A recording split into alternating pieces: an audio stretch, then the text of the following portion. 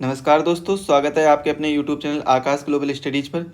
दोस्तों, आज का जो हमारा सेशन रहने वाला है, इस सेशन में हम इतिहास यानी हिस्ट्री के 1250 क्वेश्चन से अधिक क्वेश्चन को सॉल्व करेंगे।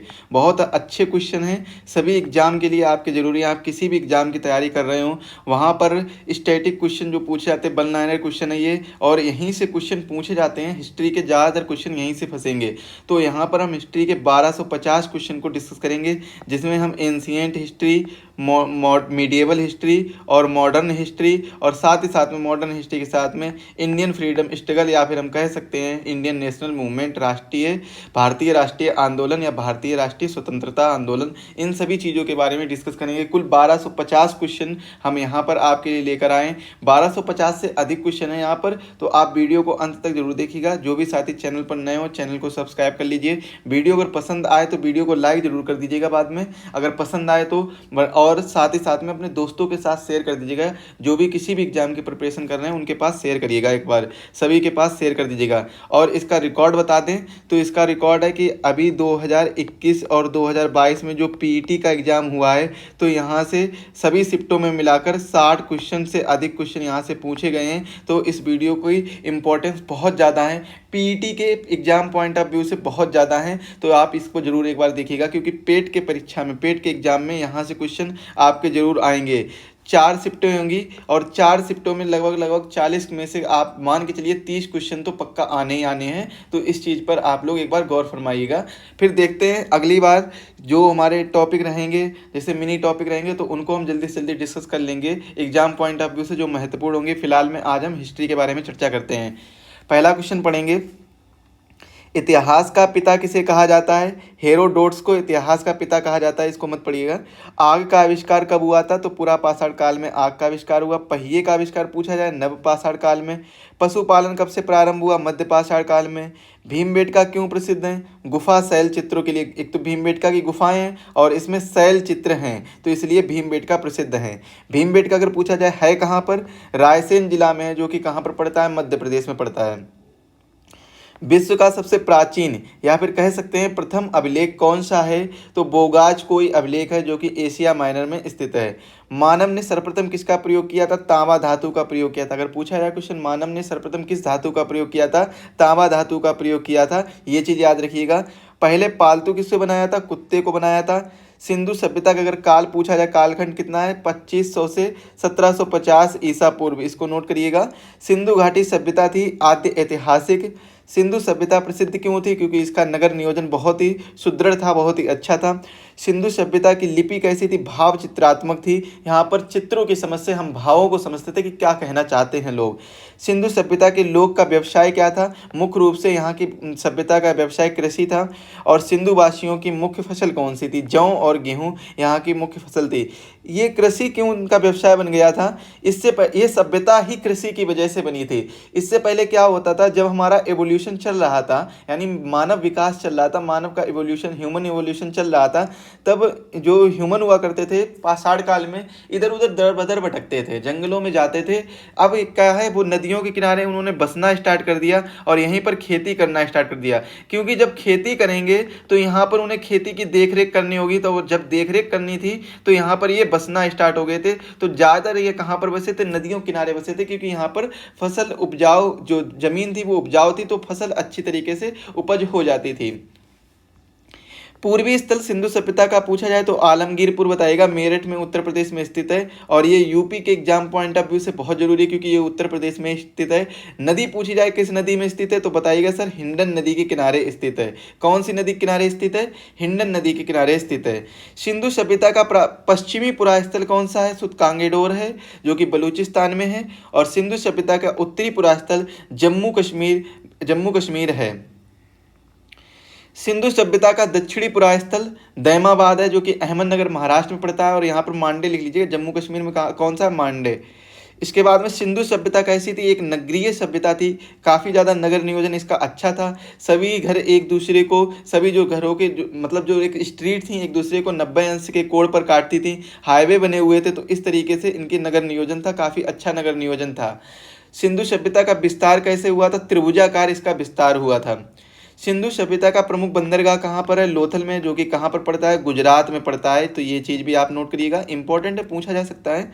सिंधु सभ्यता का बृहद स्थल कौन सा है? मोहनजोदड़ो। मोहनजोदड़ो को मृतकों का टीला के नाम से जाना जाता है। किसके नाम से जाना जाता है? मृतकों का टीला के नाम से जाना जाता है। और इसकी खोज कब हुई थी? 1922 में इसकी खोज हुई थी। 1922 में किसके द्वारा की गई थी? रखाल दास बनर्जी द्वारा। किसके द्वारा की गई थी? रखाल दास बनर्जी द्वारा इनकी खोज की गई थी। किसकी? मृतकों का टीला बनर्जी द्वारा खोज की गई थी, मोहनजोदड़ो की। और भारत में हड़प्पा सभ्यता का बृहद स्थल कौन सा है? राखीगढ़ी।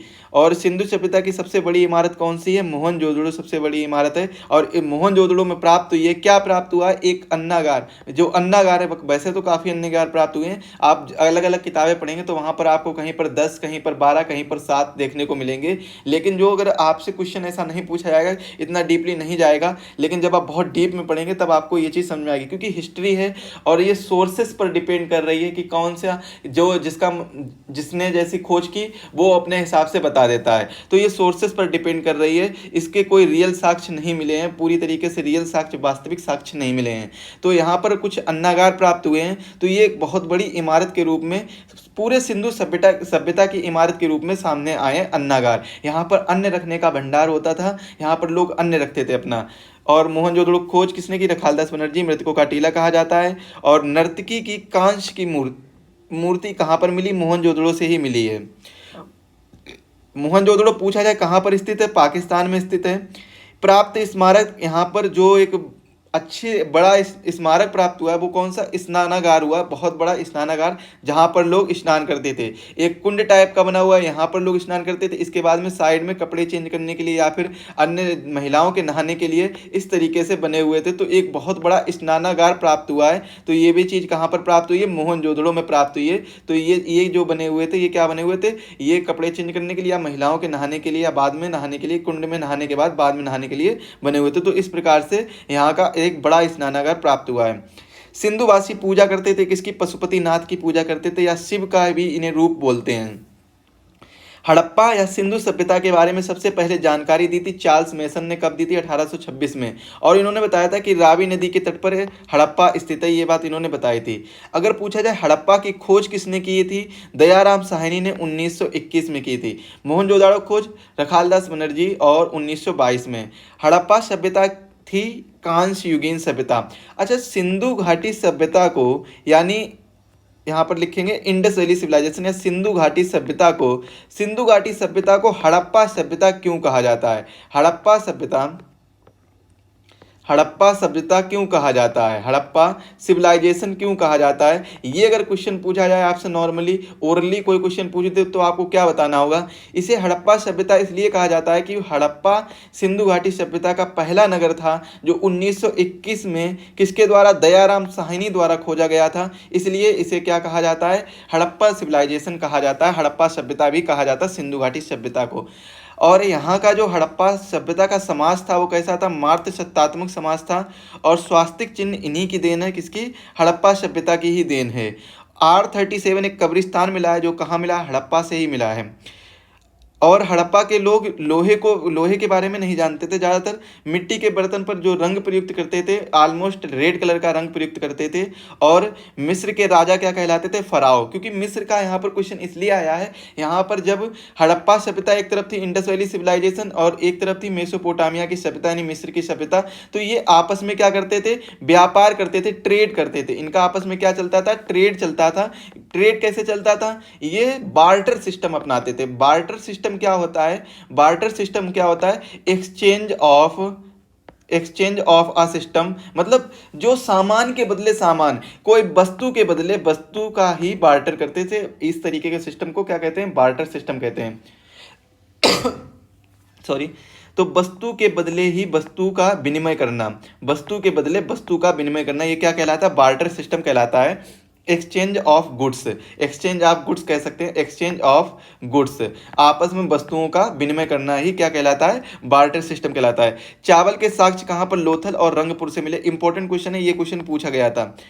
जुते हुए खेत के साक्ष्य कालीबंगन से। कालीबंगन का अर्थ क्या होता है? काले रंग की चूड़ियाँ। यहाँ पर काले रंग की चूड़ियाँ इसका अर्थ होता है। और इसी जगह पर चूड़ियाँ मिली हैं और क्या मिला है, कॉस्मेटिक प्रोडक्ट मिले हैं। जो आजकल लेडीज़ों के प्रोडक्ट यूज होते हैं कॉस्मेटिक प्रोडक्ट, वो यहीं पर मिले हैं। कॉस्मेटिक प्रोडक्ट सबसे ज़्यादा यहीं पर मिले, जैसे कि लिपस्टिक भी यहीं पर मिला है, तो इसको भी आप नोट करिएगा, लिपस्टिक भी आपको यहीं पर देखने को मिलेगा। अब यहाँ पर हम कुछ इंपॉर्टेंट चीज़ देखते हैं, क्या देखेंगे, कालीबंगा का अर्थ ये तो बता ही चुके, काले रंग की चूड़ियां। मेसोपोटामिया आधुनिक नाम इसका इराक है। मेसोपोटामिया की सभ्यता, मेसोपोटामिया का जो आधुनिक नाम आज के समय में हम मेसोपोटामिया को जिस नाम से जानते हैं वो इराक नाम से जानते हैं। इसका अर्थ क्या है, दो नदियों के बीच की भूमि। आपके लिए एक इंपॉर्टेंट सूचना है, UPPSC, UP triple SC state exam, आप उत्तर प्रदेश स्टेट एग्जाम के, चाहे वो यूपी पीसीएस का हो, चाहे यूपी आरओ का, चाहे यूपी ट्रिपल एससी द्वारा आयोजित कोई भी एग्जाम हो, जैसे कि पीटी, वीडियो, या फिर कोई भी लेखपाल हो एग्जाम, या कोई सा भी एग्जाम हो, जहां पर भी यूपी जी के पूछे जा रही है, वहां से आपको 4 से 5 क्वेश्चन, जो कम, जहां पर कम क्वेश्चन पूछे जाएंगे 4 से 5 क्वेश्चन, बल्कि स्टेट पीसीएस में एक ऑप्शनल को हटाकर 2 पेपर यूपी स्पेशल के ही रख दिए गए हैं, और साथ में ही 10 से 15 क्वेश्चन लगभग कहाँ से पूछे जाते, प्री में पूछे जाते हैं। तो आपके इन सभी चीज़ों का एकमात्र समाधान है, हम यूपी जीके का कोर्स आपके लिए लेकर आए हैं। एग्जाम वेब एप्लीकेशन पर आपको अवेलेबल है यह कोर्स, और यह कोर्स मात्र आपको 49 रुपये में मिलेगा। 49 रुपये में यह कोर्स मिलेगा। इस कोर्स को आप परचेज करिए, बहुत ही इंपॉर्टेंट कोर्स है। यहाँ पर आपको डेली रिकॉर्डेड क्लासेस प्रोवाइड कराई जाती हैं, और यहाँ पर आपको हैंड रिटन नोट्स भी प्रोवाइड कराए जाते हैं, क्लास नोट्स भी प्रोवाइड कराए जाते हैं, सभी चीज़ें, और साथ ही साथ में वीडियो क्लासेस भी आपको प्रोवाइड कराई जाती हैं। लगभग 17 से 18 लेक्चर, आज तक के 17 से 18 लेक्चर हो चुके हैं, तो इसको आज ही देखिएगा, एक बार डेमो जरूर लीजिएगा, अगर समझ में आए तो लीजिएगा, क्योंकि इसका जो प्राइस है, एक नॉर्मली जो मैकडी में बर्गर आता है उससे भी कम प्राइस का इसका बैच है, ये बैच कम प्राइस का है। बाकी इस वीडियो, जो आप वीडियो देख रहे हैं, इस वीडियो की पीडीएफ भी आपको इसी एप्लीकेशन पर मिल जाएगी। डिस्क्रिप्शन बॉक्स में लिंक दी गई है, फ्री स्टडी मटेरियल पर जाइएगा, वहां पर आपको इसकी पीडीएफ मिल जाएगी। अगर आपको कोई प्रॉब्लम आ रही है, कोर्स से संबंधित कोई जानकारी चाहिए, या फिर कोई पीडीएफ से संबंधित जानकारी चाहिए, आप दिए गए इन नंबरों पर कांटेक्ट करके आप जानकारी प्राप्त कर सकते हैं। ये व्हाट्सएप पर आप कांटेक्ट करिएगा, यहां से आपको जानकारी प्रोवाइड कराई जाएगी। उत्तर प्रदेश आरओ का जो भी बैच है, ये भी लॉन्च कर दिया गया है। शक्ति बैच है 2023 के लिए, इसकी जो फीस है मात्र 499 रुपये है, और 499 फीस है इसकी। आपको बता दें कि इसकी फीस 50 रुपये, आपको अगर आज इसको परचेज करते हैं तो इसकी 50 रुपये आपको कम हो जाएगी। तो यह बैच आपको मात्र 449 रुपये का मिलेगा। अगर आपको कोई फाइनेंशियल प्रॉब्लम है या कोई भी प्रॉब्लम है, तो आप दिए गए नंबर पर कांटेक्ट कर लीजिए, यहाँ पर सर से बात होकर आपको कूपन प्रोवाइड करा दिया जाएगा। आपका ये जो बैच रहेगा, प्री प्लस मेंस दोनों के लिए बैच रहेगा। इसमें recorded classes plus live classes भी मिलेंगी। दोनों क्लासेस इसलिए रखी जाएंगी, लाइव क्लासेस भी रखी जाएंगी, लेकिन स्टार्टिंग में आपको रिकॉर्डेड क्लासेस मिलेंगी, जिससे कोर्स को अधिक से अधिक पूरा कराया जा सके। 300 घंटे से अधिक की क्लासेस आपको यहाँ पर मिलेंगी। डाउट सेशन रहेगा, डाउट ग्रुप भी बनाए जाएंगे, 100 क्वेश्चन का वीकली टेस्ट रहेगा, हैंड रिटन पीडीएफ नोट्स जो सबसे इंपॉर्टेंट होते हैं रिवीजन के लिए, साथ ही में क्लास नोट्स भी आपको मिलेंगे। 1-to-1 मेंटर से 5 फुल लेंथ टेस्ट भी मिलेंगे, जो आपको क्या करना होगा, फुल लेंथ टेस्ट मिलेंगे, जिससे आपकी तैयारी और ज़्यादा बेहतर हो जाएगी लास्ट में जब आप एग्जाम देने जाएंगे। वापस से क्वेश्चन पर आते हैं। वैदिक सभ्यता का काल 1500 से 600 ईसा पूर्व। आर्यों की जानकारी कहाँ से मिलती है, ऋग्वेद से मिलती है। और वैदिक काल में किस जानवर को अगन्य ना मारे जाने योग्य कहा गया, गाय को। ऋग्वैदिक काल में आजीवन अविवाहित रहने वाली महिलाओं को अमाजू कहा जाता है। आर्य भारत कब आए थे, 1500 ईसा पूर्व से पहले ही आर्य भारत आए थे, और आर्य पहले बसे पंजाब एवं अफगानिस्तान में। आर्यों का मूल निवास क्या था, मध्य एशिया था, और इनका मुख्य व्यवसाय क्या था, पशुपालन एवं कृषि। और इनकी जो भाषा और पेय पदार्थ थी, भाषा थी संस्कृत, पेय पदार्थ कौन सा था, सोमरस, यानी ड्रिंक होता है जो ड्रिंक, कैसा, जो आप कह सकते हैं बिस्की रम वगैरह जो भी जो है वो उसको कह सकते हैं। आर्यों के प्रिय पशु कौन थे और प्रिय देवता कौन थे। प्रिय पशु की बात की जाए तो घोड़ा था, प्रिय देवता देव इंद्र थे। इसके बाद में इनका समाज पितृ प्रधान समाज था। वेद और वेदांगों की संख्या 4 और 6 है। वेद की संख्या कितनी है, वेद की संख्या 4 है, वेदांगों की संख्या 6 है। किसकी संख्या, वेदांगों की संख्या 6 है। वेद कौन कौन से, जल्दी से कमेंट में बताइए एक बार। तो वेद होते हैं ऋग्वेद, यजुर्वेद, सामवेद और अथर्ववेद। तो ये चीज़ आप कमेंट में बताइएगा कि कौन कौन से वेद हैं। सॉरी, ये तो मैंने बता ही दी है। तो आप इसमें एक चीज़ बताइएगा कि इनके उपवेद कौन कौन से हैं। सबसे प्राचीन वेद कौन सा है? ऋग्वेद है, जिसमें कितने 1028 सूक्त हैं। ऋग्वेद के संकलनकर्ता कृष्ण द्वैपायन वेदव्यास जी हैं। ऋग्वेद ऋचाओं को पढ़ने वाला ऋषि होर्त कहलाता है। सर्वाधिक बार वर्णित नदी कौन सी है ऋग्वेद में? सिंधु। और सबसे पवित्र नदी कौन सी मानी गई? सरस्वती। गंगा यमुना का उल्लेख, गंगा का 1 बार, यमुना का 3 बार उल्लेख हुआ है ऋग्वेद में। और ऋग्वेद में वर्णित प्रमुख देवता कौन है? इंद्र यानी पुरंदर देवता के नाम से ये प्रसिद्ध है। गायत्री मंत्र ऋग्वेद के तीसरे मंडल से लिया गया है। गायत्री मंत्र के रचनाकार पूछा जाए तो कौन है? विश्वामित्र हैं। गायत्री मंत्र किसको समर्पित है? सूर्य देवता और सावित्री को समर्पित है। 8वें मंडल की ऋचाएं कहलाती हैं खिल। सोम देवता समर्पित है 9वां मंडल। ऋग्वेद में सबसे बाद निर्मित मंडल कौन सा है? 10वां मंडल सबसे बाद निर्मित मंडल है। गोत्र शब्द की उत्पत्ति उत्तर वैदिक काल में हुई है। उत्तर वैदिक काल के प्रमुख देवता कौन है? प्रजापति इसके प्रमुख देवता हैं। गद्य एवं पद्य वाला वेद कौन सा है? यजुर्वेद। यज्ञ संबंधित विधि विधान है यजुर्वेद में। तंत्र मंत्र संग्रहित किसमें है? अथर्ववेद में। और भारतीय संगीत का जनक किसे कहा जाता है? सामवेद को कहा जाता है। इसमें भारतीय संगीत के बारे में जैसे आपके सा रे गा मा पा, तो ये सब सामवेद में ही लिए गए हैं। ऐत्रेय ब्राह्मण संबंधित किससे है? ऋग्वेद से। पंचवीस ब्राह्मण संबंधित है सामवेद से। गोपद ब्राह्मण संबंधित है अथर्ववेद से। शतपथ ब्राह्मण संबंधित है यजुर्वेद से। ये आपको याद रखने होंगे क्योंकि बहुत इंपॉर्टेंट है। यहाँ से एक क्वेश्चन पूछा जा सकता है। इस बार किसी भी शिफ्ट में यहाँ से एक क्वेश्चन पूछा जाएगा, तो आप इसको जरूर देखिएगा। पुराणों की कुल संख्या 18 कितनी है? 18 है। इनका अध्ययन करने वाले प्रथम मुसलमान कौन थे? अल बरूनी। ये इंपॉर्टेंट क्वेश्चन है काफी ज्यादा। पुराणों के संकलनकर्ता लोमहर्ष एवं उग्रश्रवा। सबसे प्राचीन पुराण कौन सा है? मत्स्य पुराण। मौर्य वंश की जानकारी विष्णु पुराण से मिलती है। सातवाहन वंश की जानकारी मत्स्य पुराण से मिलती है। और गुप्त वंश की जानकारी वायु पुराण से मिलती है। उपनिषद विषय वस्तु है किसका? दर्शन का। दर्शनों में सर्वाधिक प्राचीन कौन सा है? सांख्य दर्शन है। न्याय एवं सांख्य दर्शन के प्रवर्तक कौन थे? न्याय के कौन थे? गौतम। सांख्य के कौन थे? कपिल। योग दर्शन के प्रवर्तक पतंजलि। मीमांसा दर्शन के प्रवर्तक जैमिनी। ब्राह्मण ग्रंथ संबंधित है कर्मकांड से। किससे संबंधित है? कर्मकांड से। उपनिषदों की कुल संख्या 108 है और प्रमाणिक मात्र 13 है। सत्यमेव जयते लिया गया है मुंडोक उपनिषद से। तमसो मां ज्योतिर्गमय, ज्योति से अंधकार से प्रकाश की ओर, इसका अर्थ होता है। तथा ओम लिया गया है, इंपॉर्टेंट क्वेश्चन है, बृहदारण्यक उपनिषद से। तमसो मां ज्योतिर्गमय, और जो ओम का उच्चारण करते हैं, ओम ऐसे करके उच्चारण करते हैं, यह कहाँ से लिया गया है? बृहदारण्यक से लिया गया है। स्मृति ग्रंथों में सबसे प्राचीन ग्रंथ कौन सा है? मनु स्मृति। ये इंपॉर्टेंट क्वेश्चन है, यहाँ से क्वेश्चन पूछा जा चुका कई बार विभिन्न प्रकार के एग्जामों में, जैसे एसएससी, रेलवे, यहाँ पर क्वेश्चन पूछा जा चुका है। प्राचीन हिंदू विधि मनुस्मृति के लेखक कौन है? ऋषि मनु। रामायण के रचयिता महर्षि वाल्मीकि। रामचरितमानस के रचयिता तुलसीदास। भारत का सबसे प्राचीन महाकाव्य या बड़ा महाकाव्य महाभारत। महाभारत के रचयिता महर्षि वेदव्यास। महाभारत का अन्य नाम जय संहिता, इसका अन्य नाम है। महाभारत का फारसी अनुवाद रज्मनामा नाम से किया था बदायूनी ने 16वीं सदी में किया था। रामायण का फारसी अनुवाद बदायूनी ने किया था। और बुद्ध जन्मे थे लुम्बिनी में 563 ईसा पूर्व। बुद्ध के जन्म का प्रतीक क्या है? कमल एवं सांड।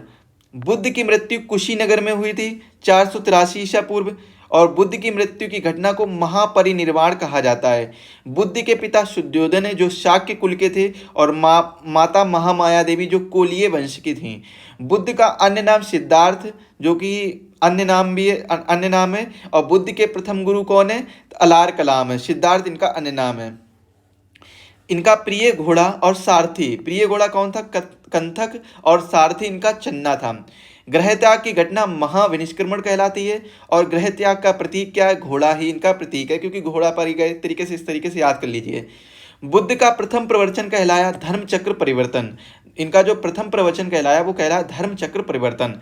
बुद्ध को ज्ञान की प्राप्ति बोध गया में निरंजना नदी के तट पर। कहाँ पर? निरंजना नदी के तट पर। ये क्वेश्चन एसएससी का फेवरेट क्वेश्चन रहा है, काफी बार एग्जाम में पूछा गया है। ये क्वेश्चन लगभग हर एसएससी के एग्जाम में पूछा जा चुका है। और वृक्ष की बात की जाए तो पीपल वृक्ष के नीचे इन्हें ज्ञान की प्राप्ति हुई थी। बुद्ध ने प्रथम उपदेश कहाँ पर दिया है? सारनाथ में दिया है। और बुद्ध ने प्रथम उपदेश पाली भाषा में दिया था।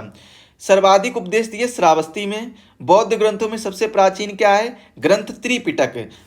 त्रिपिटक ग्रंथ क्या है? बुद्ध के उपदेशों का संग्रह, जो भी बुद्ध ने उपदेश दिए हैं इन सभी का संग्रह ही त्रिपिटक कहलाता है।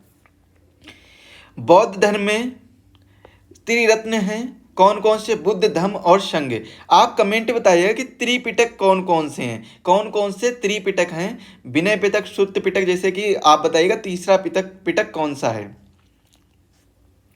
बौद्ध धर्म ग्रहण करने वाले प्रथम महिला कौन सी हैं? गौतमी। बुद्ध चरित्र की रचना अश्वघोष ने की थी। प्रथम बौद्ध संगीति 483 ईसा पूर्व में हुई थी और यह अजात शत्रु के शासनकाल में राजगृह में हुई थी। कहाँ पर हुई थी? राजगृह में। द्वितीय 383 ईसा पूर्व में कालाशोक के शासनकाल में वैशाली में, और तृतीय हुई थी 250 ईसा पूर्व में अशोक के शासनकाल में पाटलिपुत्र में, और चतुर्थ बौद्ध संगीति हुई थी, ये आप कह सकते हैं जो ईसवी की प्रथम शताब्दी, मतलब ईसवी की प्रथम शताब्दी कह सकते हैं 0 से 100 वर्ष के बीच में। प्रथम शताब्दी कनिष्क के समय में कुंडलवन कश्मीर में हुई थी।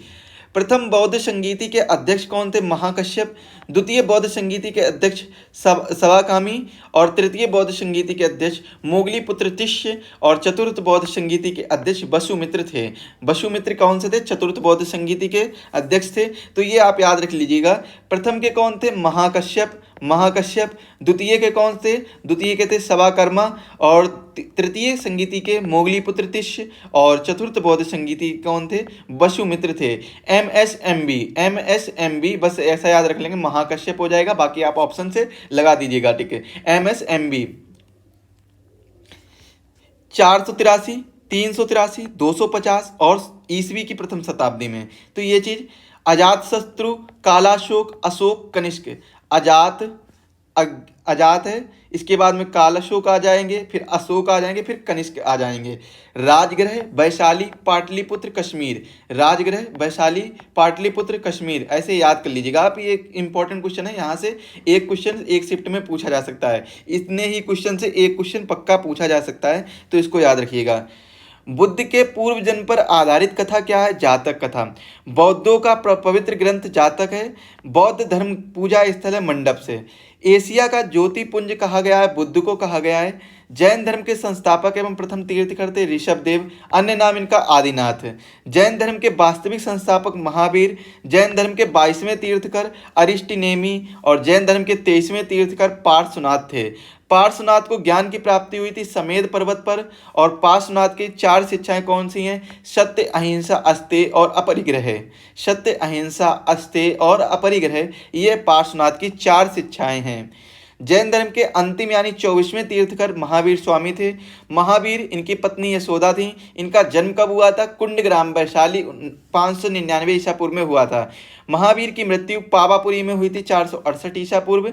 महावीर के बचपन का नाम वर्धमान। और महावीर किस राजघराने में पैदा हुए थे? क्षत्रिय राजघराने में। इनके पिता का नाम सिद्धार्थ, ज्ञात्रक कुल से ये थे। माता का नाम त्रिशला, लिच्छवी गणराज्य से थी। और सिद्धार्थ किनके बचपन का नाम था? महात्मा बुद्ध के बचपन का नाम था। महावीर के पुत्री का नाम अनुज्या या प्रियदर्शनी। महावीर स्वामी को ज्ञान की प्राप्ति हुई थी जाम्बिक ग्राम में ऋजुपालिका नदी के तट पर। ये इंपॉर्टेंट क्वेश्चन है। महावीर स्वामी को जाम्बिक गांव में ऋजुपालिका नदी के तट पर और कौन से वृक्ष के नीचे? साल वृक्ष के नीचे ज्ञान की प्राप्ति हुई थी। ये तीनों याद रखने होंगे, जाम्बिक ग्राम, ऋजुपालिका नदी, साल वृक्ष। जैन धर्म में पूर्ण ज्ञान के लिए शब्द कैवल का यूज किया जाता है। अगर जिसको पूर्ण ज्ञान हो जाता है तो उसे कैवल का शब्द यूज किया जाता है। महावीर ने प्रथम उपदेश राजगृह में दिया। प्रथम शिष्य या अनुयायी कौन थे? जमाली, जो इनके दामाद थे। महावीर और बुद्ध दोनों ने उपदेश दिया था मगध नरेश बिंबिसार के शासनकाल में। जैन धर्म के त्रिरत्न हैं सम्यक दर्शन, सम्यक ज्ञानम, सम्यक आचरण। जैन धर्म के 2 संप्रदाय श्वेतांबर और दिगंबर। श्वेतांबर संप्रदाय के संस्थापक स्थूलभद्र, दिगंबर संप्रदाय के संस्थापक भद्रबाहु। जैन तीर्थकर जीवनी का उल्लेख है कल्पसूत्र में। कल्पसूत्र की रचना की थी भद्रबाहु ने। रचना किसने की थी? भद्रबाहु ने। जैन साहित्य को कहा जाता है आगम। प्रथम जैन सभा जो 300 ईसा पूर्व में हुई थी पाटलिपुत्र में स्थूलभद्र की अध्यक्षता में हुई थी। और द्वितीय जैन सभा 512 ईस्वी में हुई थी, जो कि बल्लभी में देवर्षि क्षमा श्रवण की अध्यक्षता में हुई थी। सॉरी। आजीवक पंथ का प्रवर्तक मक्खली गोसल को कहा जाता है।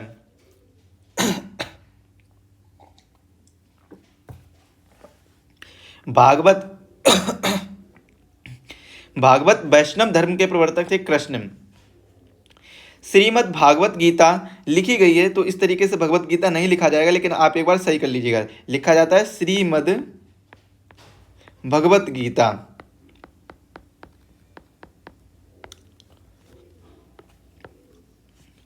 संस्कृत में लिखी गई है।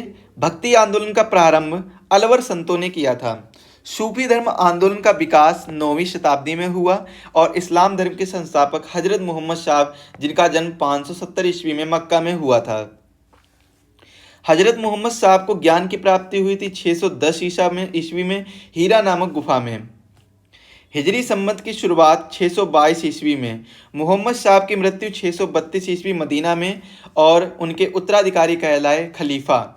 और जब खलीफा का पद तुर्की में गिरता है 1921-22 में, तब आपको पता होगा 1919 में, 1919 के बाद 1920-21-22 में, तब यहाँ पर खिलाफत आंदोलन होता है इंडिया में, जब वो हम मॉडर्न हिस्ट्री में पढ़ेंगे, जो असहयोग आंदोलन के साथ होता है। इस्लाम धर्म का पवित्र ग्रंथ कौन सा है? कुरान। और ईसाई धर्म के संस्थापक ईसा मसीहा। ईसाई धर्म का प्रमुख ग्रंथ बाइबल। इस ईसा मसीहा का जन्म 4 ईसा पूर्व बेथलहेम में हुआ था। ईसा मसीह को सूली पर चढ़ाया गया था 33 ईस्वी में रोमन गवर्नर पोटियंस द्वारा। पारसी धर्म के संस्थापक पैगंबर जयथ्रुष्ट थे। पारसियों का धार्मिक ग्रंथ जेंद अवेस्ता। ये इंपॉर्टेंट है, इन दोनों को याद कर लीजिए। 16 महाजनपदों की सूची कहाँ पर मिलती है? बौद्ध ग्रंथ में, अगंतुर निकाय एवं जैन ग्रंथ में भगवती सूत्र में मिलती है। जो बौद्ध ग्रंथ है अगंतुर निकाय, यहाँ पर 16 महाजनपदों के बारे में जानने को मिलता है, और एक जैन ग्रंथ है भगवती सूत्र, यहाँ पर 16 महाजनपदों के बारे में जानने को मिलता है। तो यहाँ पर क्या मिलता है? दोनों में 16 महाजनपद के बारे में जानने को मिलता है। भारत उस समय के इतने 16 महाजनपद में डिवाइड था।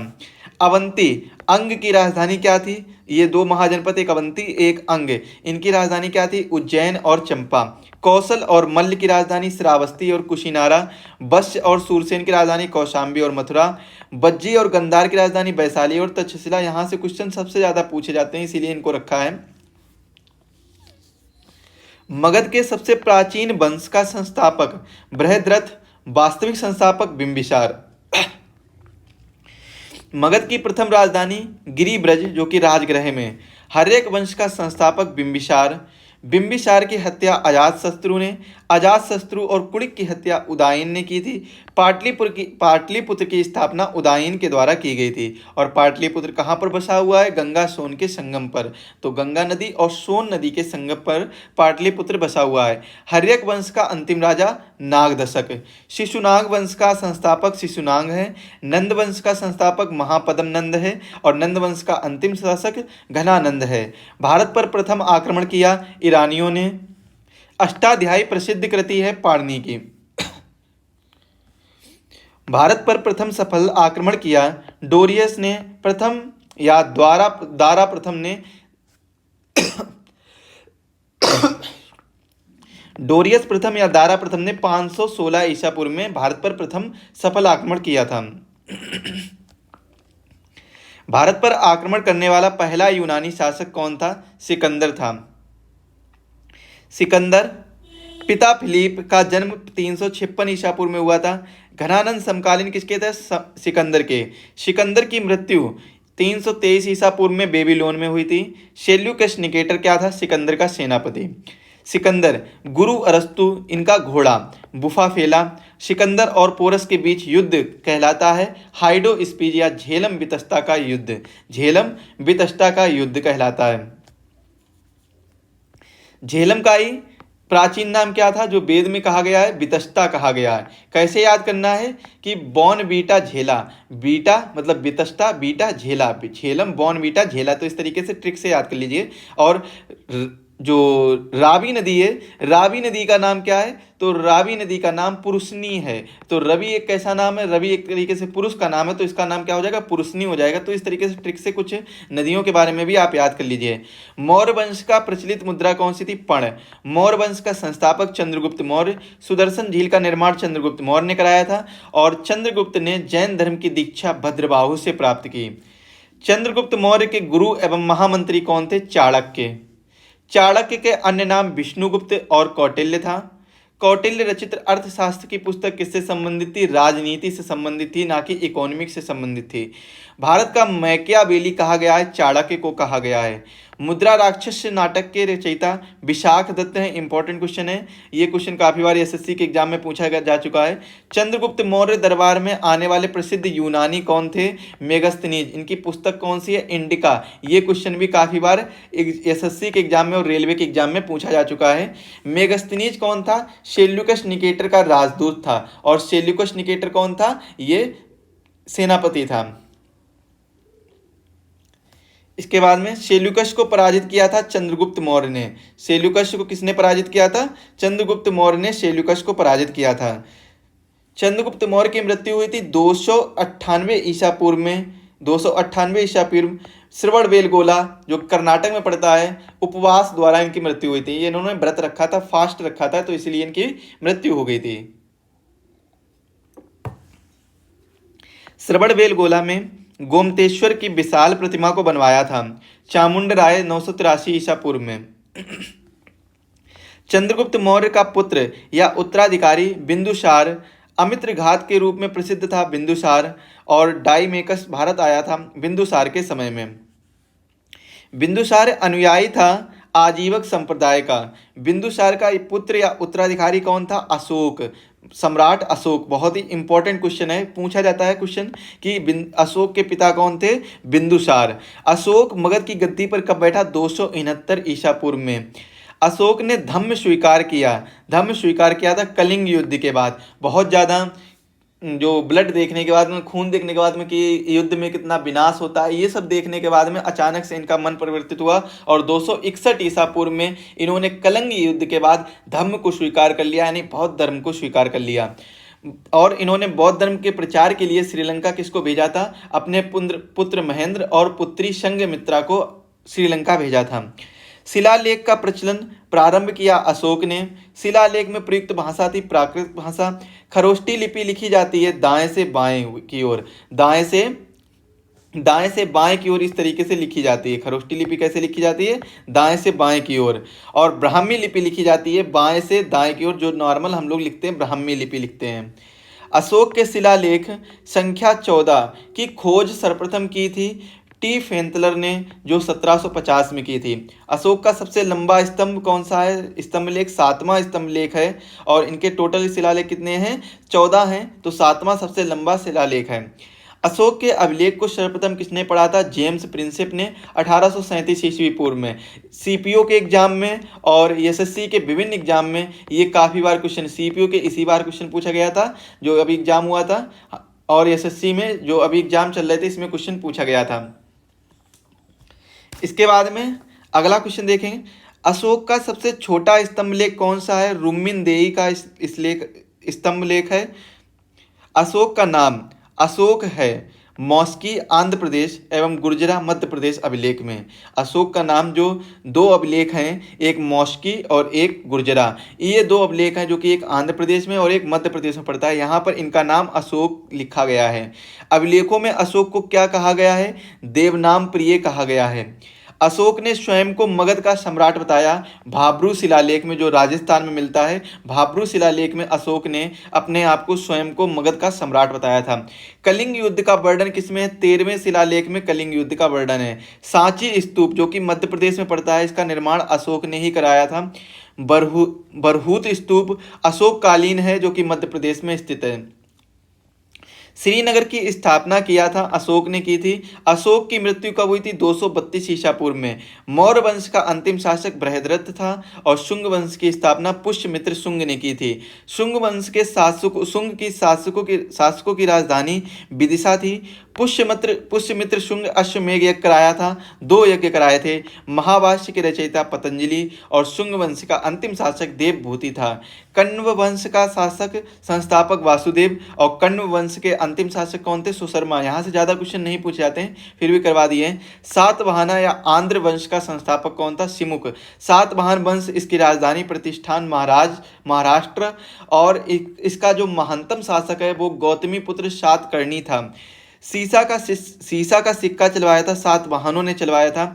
ब्राह्मणों की भूमि दान देने की परंपरा शुरुआत की थी। ब्राह्मणों को भूमि दान देने की सातवाहनों ने परंपरा शुरुआत की थी कि ब्राह्मणों को भूमि दान देनी चाहिए। सातवाहनों की भाषा या लिपि कैसी थी? इनकी भाषा प्राकृतिक थी, लिपि ब्राह्मी थी। ब्राह्मी लिपि का मतलब बाएं से दाएं की ओर, और इस प्रकार से इनकी लिपि थी ब्राह्मी लिपि। हाथी गुम्फा शिलालेख उत्कीर्ण कराया था कलिंग नरेश खारवेल ने। और भारत पर आक्रमण करने वाले विदेशी कौन थे? हिंद, यूनानी, शक, पहलव, कुषाण, ये सभी भारत पर आक्रमण करने वाले विदेशी थे। भारत में सर्वप्रथम सोने के सिक्के जारी किए थे हिंद, यूनानी, इंडो ग्रीक ने, जो कि इंडो ग्रीक शासकों ने चालू किए थे। भारत आने वाला प्रथम यवन कौन था? डेमेट्रियस। और प्रमुख हिंदू यूनानी शासक कौन था? मिनांडर। मिनांडर को किसने हराया था? पुष्यमित्र शुंग ने हराया था। मिलिंद पन्नोह ग्रंथ की रचना नागसेन ने की थी। यूनानियों के बाद भारत कौन आए थे? शक आए थे, और शकों का सबसे प्रतापी शासक रुद्रदामन था। सुदर्शन झील जो कि जीर्णोद्धार है, ये रुद्रदामन ने कराया था। संस्कृत में जारी पहला अभिलेख जूनागढ़ या गिरनार अभिलेख है, जो रुद्रदामन द्वारा जारी किए गए थे। कुषाण वंश का संस्थापक कुजुल कडफिसेस था। कुषाण वंश का प्रसिद्ध शासक कौन था? कनिष्क था। और कनिष्क की पहली राजधानी कौन सी थी? पुरुषपुर थी। कनिष्क कुषाणों की दूसरी राजधानी क्या थी? मथुरा इनकी दूसरी राजधानी थी। कनिष्क के दरबारी कवि थे, दरबार में थे नागार्जुन, अश्वघोष, वसुमित्र, चरक, ये चरक संहिता जिन्होंने लिखी थी। आयुर्वेद के जनक किसे माना जाता है? चरक को माना जाता है। चरक किसके दरबार में थे? कनिष्क के दरबार में थे।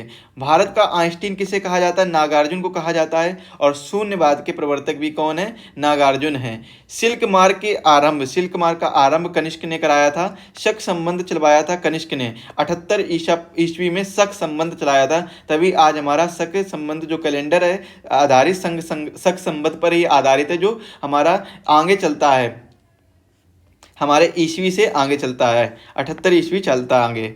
राष्ट्रीय कैलेंडर आधारित है किस पर? शक संवत पर। विक्रम संवत की शुरुआत कब हुई थी? 58 ईसा पूर्व में। इसके बाद में बुद्ध की मूर्ति का निर्माण कब कराया गया था? कुषाण काल में। गंधार शैली फली फूली है कुषाण काल में।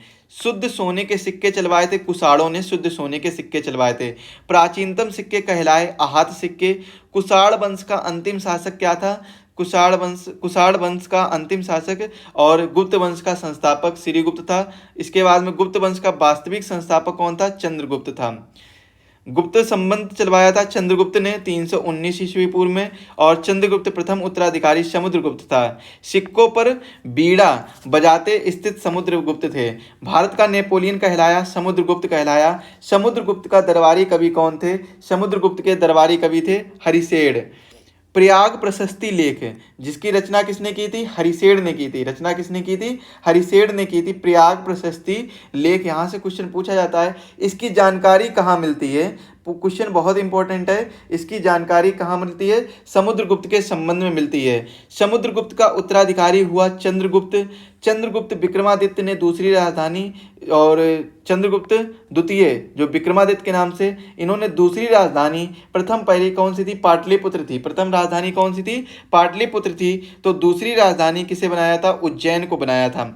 आपको यहाँ पर देखिए क्या है, चंद्रगुप्त द्वितीय हैं। इनको किस नाम से जानते हैं? इनको विक्रमादित्य के नाम से भी जानते हैं। किस नाम से जानते हैं? विक्रमादित्य के नाम से जानते हैं। तो इसकी जो प्रथम राजधानी क्या थी? वो पाटलिपुत्र थी। प्रथम राजधानी कौन सी थी? पाटलिपुत्र थी। और द्वितीय राजधानी किसे बनाया था? द्वितीय राजधानी बनाया था उज्जैन को। द्वितीय राजधानी किसको बनाया था? उज्जैन को बनाया था। मेघदूत कुमार संभव रचना है कालिदास की। गीत गोविंद के रचयिता कौन है? जयदेव। पंचतंत्र के लेखक कौन है? विष्णु शर्मा। पंचतंत्र के लेखक कौन है? विष्णु शर्मा है। और इसके बाद में प्रसिद्ध चीनी बौद्ध यात्री फायान आया था। फायान किसके समय में आया था? फायान किसके समय में आया था बताना है। चंद्रगुप्त द्वितीय के काल में 5वीं शताब्दी में फायान आया था। कौन सा यात्री था? चीनी यात्री था। तो ये बताना है आपको कि चीनी यात्री फायान कब आया था। चीनी यात्री फायान है, यह कौन आया था। इसके बाद में सर्वाधिक स्वर्ण मुद्राएं जारी की थी गुप्त काल में।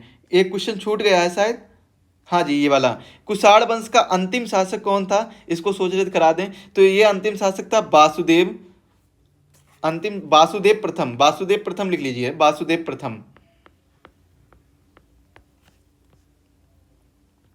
चांदी का सिक्का सर्वप्रथम चलवाया था। चांदी का सिक्का सर्वप्रथम चलवाया था चंद्रगुप्त द्वितीय ने शकों पर विजय के उपलक्ष्य में।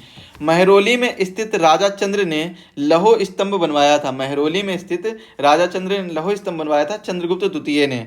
चंद्रगुप्त द्वितीय का उत्तराधिकारी कुमारगुप्त। नालंदा विश्वविद्यालय की स्थापना कुमारगुप्त। नालंदा विश्वविद्यालय को ध्वस्त किया था बख्तियार खिलजी ने। हूणों को पराजित किया था स्कंदगुप्त ने। गुप्त वंश का अंतिम शासक क्या था? विष्णुगुप्त। गुप्त काल की राजकीय भाषा थी संस्कृत और गुप्त काल में भूमि राजस्व दर था उपज का 1/6।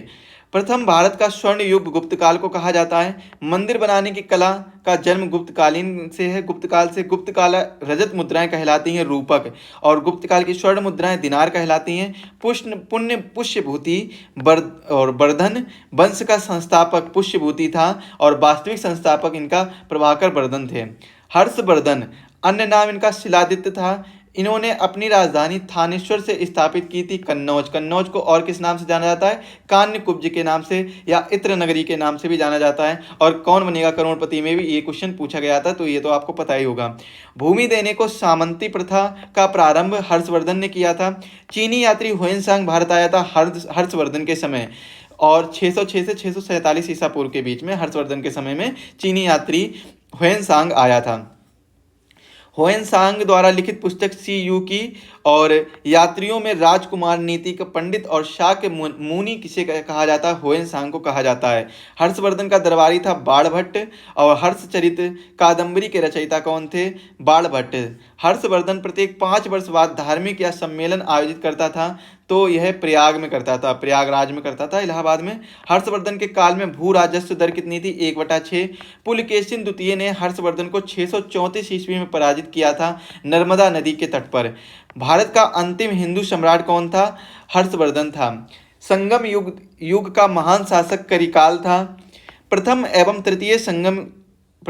तृतीय संगम हुआ था मदुरई में। द्वितीय संगम हुआ था कपाटपुरम अलवै में हुआ था। चोल राज्य का प्रथम शासक करिकाल। पुरी के जगन्नाथ मंदिर नागर शैली में बने हुए हैं, तो इनका निर्माण कराया था अनंत बर्मन चोडगंगे ने कराया था। भुवनेश्वर में लिंगराज मंदिर का निर्माण कराया था सोमवंशी राजा ययाति केसरी ने कराया था। इंपॉर्टेंट है, कौन सा? लिंगराज मंदिर किसने कराया था? ययाति केसरी। ये चीज़ आप नोट कर लीजिएगा, ययाति केसरी। बाकी पीडीएफ तो आपको कहाँ पर मिल जाएगी? एग्जाम वेब एप्लीकेशन पर मिल जाएगी, फ्री में अवेलेबल है। कोडांग के सूर्य मंदिर ब्लैक पगोड़ा को बनवाया था नरसिंह देव बर्मन प्रथम ने बनवाया था 13वीं सदी में। पांड्य वंश की राजधानी क्या थी? मदुरई, जो कि तमिलनाडु में। और गूगल के जो इस समय सीईओ हैं सुंदर पिचाई, वो भी यहीं से संबंधित हैं, इसी जिले में इनकी जन्मस्थली है। पल्लव वंश का संस्थापक सिंह विष्णु। पल्लवों की राजधानी कांची, तमिलनाडु। महाबलीपुरम के रथ मंदिर या सप्त पैगोड़ा का निर्माण पल्लव शासक नरसिंह वर्मन ने करवाया था। कांची के कैलाश मंदिर तथा महाबलीपुरम के तट मंदिर का निर्माण करवाया था नरसिंह वर्मन द्वितीय ने करवाया था। पल्लव वंश का अंतिम शासक अपराजित था। बातापी के चालुक्य का संस्थापक जयसिंह था। बातापी या बादामी के चालुक्य राजधानी बातापी का महान शासक कौन थे? पुलकेशिन द्वितीय। संबंधित जानकारी मिलती है रवि कीर्ति के एहोल यानी कर्नाटक अभिलेख से। पुलकेशिन द्वितीय को हराया था नरसिंह वर्मन प्रथम ने हराया था। बेंगी के चालुक्य का संस्थापक विष्णुवर्धन था और होयसल वंश का संस्थापक विष्णुवर्धन था। होयसल वंश की राजधानी द्वार समुद्र का अन्य नाम हलेबीड था। होयसल वंश का अंतिम शासक बलाल द्वितीय, राष्ट्रकूट वंश का अंतिम शासक शांति दुर्ग था। संस्थापक कौन था? दंती दुर्ग। राष्ट्रकूट वंश की राजधानी क्या थी? मान्यखेड़ थी। एलोरा एवं एलिफेंटा की गुफाएं राष्ट्रकूटों ने निर्मित कराई थी, जबकि अजंता और एलोरा और एलिफेंटा की गुफाएं कहाँ? राष्ट्रकूटों ने।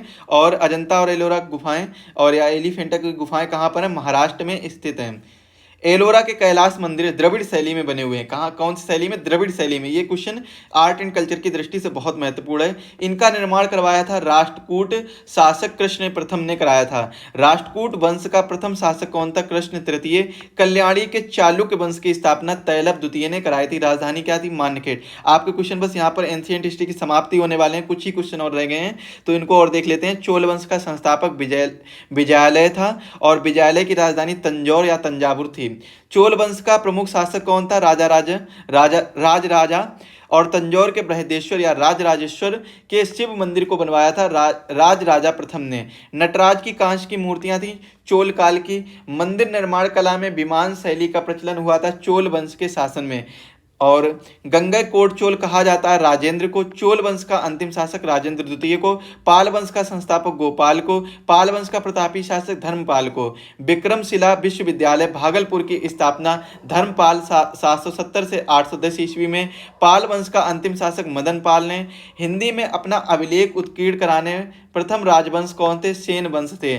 सेन वंश का अंतिम शासक लक्ष्मण सेन। बंगाल का अंतिम हिंदू शासक लक्ष्मण सेन। लक्ष्मण सेन के दरबार में विद्वान थे जयदेव। गीत गोविंद की रचना की थी जयदेव ने। हर्ष के दरबारी कवि थे कल्हड़।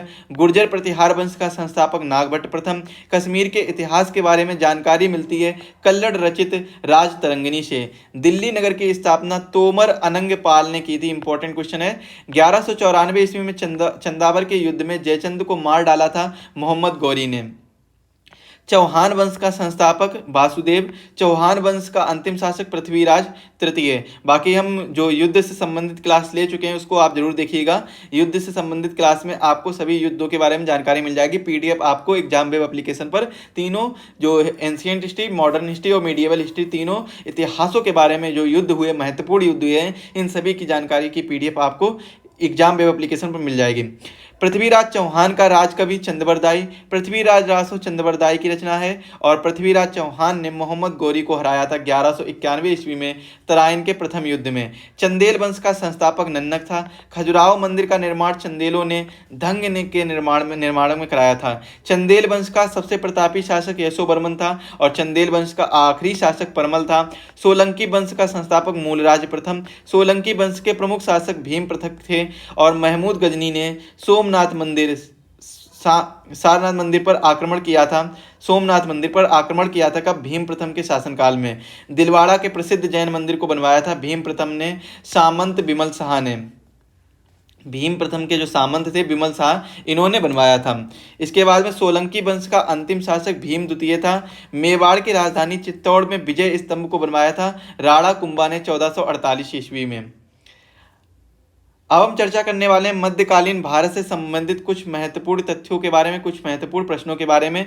यहाँ पर प्राचीन इतिहास में हमने लगभग 390 क्वेश्चन या 389 क्वेश्चन कह लीजिए, 389 क्वेश्चन जो कुछ अगर डिस्क्रिप्शन मिला दें तो लगभग 400 क्वेश्चन डिस्कस किए हैं। तो यहाँ पर आप 400 मान लीजिए या 390 मान लीजिए, कुछ भी मान लीजिए, तो 390 क्वेश्चन डिस्कस किए हैं। यहाँ से 3 से 4 क्वेश्चन आपके 3 से 4 क्वेश्चन पूछे जाएंगे। अगर सभी चारों शिफ्टों की बात कर ली जाए तो यहाँ से लगभग 8 क्वेश्चन आपके पूछे जाएंगे। कंफर्म है ये, एक दिन में 3 से 4 क्वेश्चन पूछे जाएंगे और दूसरे दिन में 3 से 4 क्वेश्चन पूछे जाएंगे। यहीं से केवल इन्हीं 390 क्वेश्चन से पूछे जाएंगे। आप इसको एक बार जरूर अच्छे से पढ़ लीजिएगा, रिविजन जरूर कर लीजिएगा। अरबों ने भारत पर पहला सफल आक्रमण किया था मोहम्मद बिन कासिम के नेतृत्व में। भारत पर आक्रमण करने वाला प्रथम मुस्लिम कौन था? मोहम्मद बिन कासिम 712 ईस्वी में किया था। अरबों ने सिंध पर विजय पाई 712 ईस्वी में। जजिया कर का प्रचलन किया था मोहम्मद बिन कासिम ने, अरबी में किया था। भारत पर प्रथम तुर्क आक्रमणकारी था महमूद गजनी। महमूद गजनी जो उद्देश्य था इसका केवल धन लूटना। महमूद गजनी ने भारत पर हमला किया था 17 बार। पहला आक्रमण 1000 ईस्वी में किया था और सोमनाथ मंदिर जो कि सौराष्ट्र गुजरात में स्थित है इसको लूटा था 1025 में भीम प्रथम के शासनकाल में। महमूद गजनी का अंतिम भारतीय आक्रमण 1027 ईस्वी पूर्व किसके विरुद्ध था? 1027 ईस्वी में किसके विरुद्ध था? जाटों के विरुद्ध था। सुल्तान उपाधि धारण करने वाला प्रथम शासक कौन था? महमूद गजनी था। महमूद गजनी के दरबार में फिरदौसी कवि थे, उतवी इतिहासकार थे। उतवी कौन थे? इतिहासकार थे। और आपको बता दें जो ये उतवी इतिहासकार थे इन्होंने ही क्या कहा था? महमूद गजनी के जो दरबारी इतिहासकार थे इन्होंने कहा था भारत एक सोने की चिड़िया है। भारत को सोने की चिड़िया कहने वाले इतिहासकार कौन थे?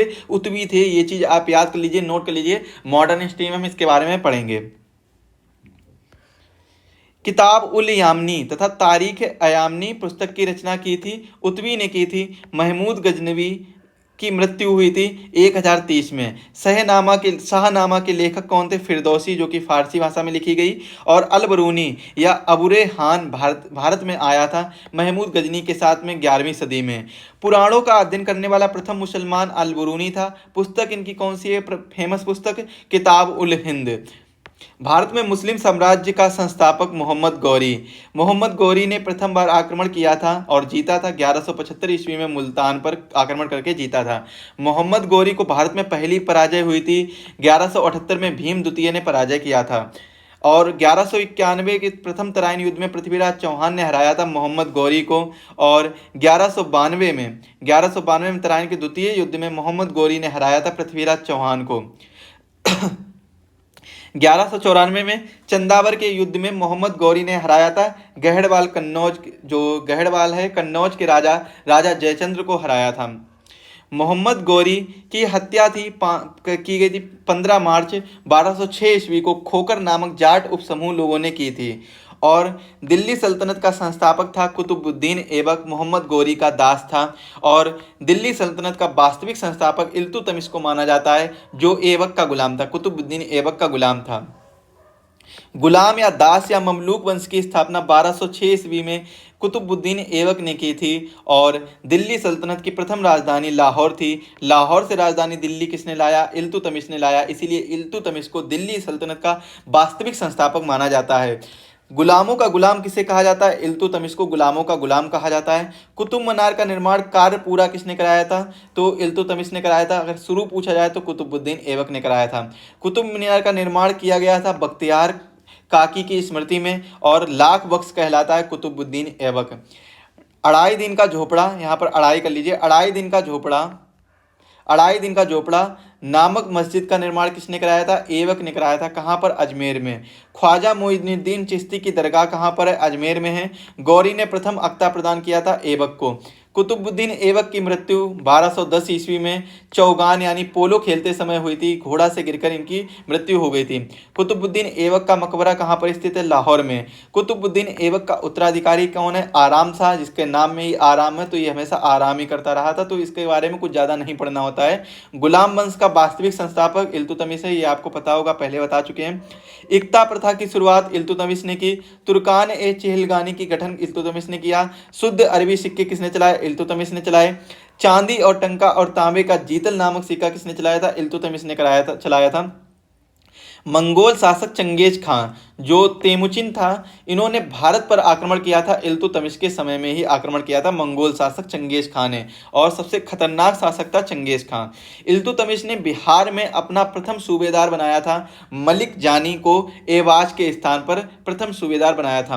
भारत की प्रथम मुस्लिम महिला शासिका कौन थी? रजिया सुल्तान, इल्तुतमिश की पुत्री थी और इल्तुतमिश ने रजिया सुल्तान को अपना शासक बनाया था, शासिका बनाया था। रजिया ने किससे विवाह किया था? अल्तुनिया से। रजिया की हत्या कब कर दी गई थी? 1240 ईस्वी में कैथल में डाकू ने की थी। बलबन का पूरा नाम क्या था? गयासुद्दीन बलबन। बलबन का वास्तविक नाम बहाउद्दीन। बलबन ने अपनी पुत्री का विवाह किया था 1249 ईस्वी में नसरुद्दीन महमूद से। टोपी सीकर अपना जीवन निर्वाह करने वाला मुसल सुल्तान था नासरुद्दीन महमूद। बलबन को उलूग खान की उपाधि दी थी नासरुद्दीन महमूद ने। लौह एवं रक्त की नीति अपनाई थी बलबन ने। फारसी त्योहार नौरोज, इसका आरंभ बलबन ने किया था। दीवाने अर्ज का प्रारंभ किसने किया था? इसकी स्थापना बलबन ने की थी। सिजदा और पैबोस की प्रथा लागू की थी बलबन ने। सिजदा और पैबोस क्या होते थे? एक प्रकार से सिजदा मतलब सर झुकाना, पैबोस नमस्कार वगैरह करना, ये सब थे। अमीर खुसरो दरबारी कवि थे बलबन के। भारत का तोता कहा गया अमीर खुसरो को। राजत्व सिद्धांत का पहला प्रतिपादक बलबन को माना जाता है और गुलाम वंश का अंतिम शासक शमसुद्दीन कैमूर्स को माना जाता है। खिलजी वंश राजधानी क्या थी? किलो खरी थी। इसकी स्थापना जलालुद्दीन फिरोज खिलजी ने की थी। दक्षिण भारत पर प्रथम आक्रमण हुआ था जलालुद्दीन फिरोज खिलजी के शासनकाल में। फिरोज खिलजी की हत्या कर दी थी अलाउद्दीन खिलजी ने। अलाउद्दीन खिलजी के बचपन का नाम अली एवं गुरुसास्प था। अलाउद्दीन खिलजी का सेनापति कौन था? तो इनका सेनापति मलिक काफूर था और 1000 दिनारी कहलाता है मलिक काफूर। सिकंदर ए शानी अर्थात द्वितीय सिकंदर की उपाधि धारण की थी अलाउद्दीन खिलजी ने और भूमि की पैमाइश कराकर लगान वसूली आरंभ करने की पहली प्रथा सुल्तान अलाउद्दीन खिलजी ने की थी। घोड़ा दागने तथा सैनिकों की हुलिया लिखने की प्रथा किसने की थी? अलाउद्दीन खिलजी ने की थी। बाजार नियंत्रण प्रणाली बहुत ही अच्छा। दीवाने रियासत जो मार्केट कंट्रोल बोर्ड है, तो ये इसकी स्थापना किसने की थी? अलाउद्दीन खिलजी ने की थी। गुप्तचर विभाग को संगठित किया था अलाउद्दीन खिलजी ने। अलाई दरवाजा और हौज ए खास का निर्माण कराया था अलाउद्दीन खिलजी ने। इक्ता प्रथा को समाप्त किया था अलाउद्दीन खिलजी ने। रानी पद्मनी यानी पद्मावती चित्तौड़गढ़ की रानी थी, राजा रत्न सिंह की पत्नी थी। तो ये कौन थी? रानी पद्मावती चित्तौड़गढ़ की राजधानी थी। पद्मावत महाकाव्य रचना की थी मलिक मोहम्मद जायसी ने 1540 ईस्वी में। तुगलक वंश का संस्थापक था गयासुद्दीन तुगलक यानी गाजी या गाजिक मलिक कह सकते हैं। सिंचाई के लिए नहरों का निर्माण करवाने वाला पहला शासक कौन था? गयासुद्दीन तुगलक। इंपॉर्टेंट क्वेश्चन है। तुगलकाबाद नगर का निर्माण तथा गाजी उपाधि धारण करने वाला प्रथम सुल्तान कौन था? गयासुद्दीन तुगलक।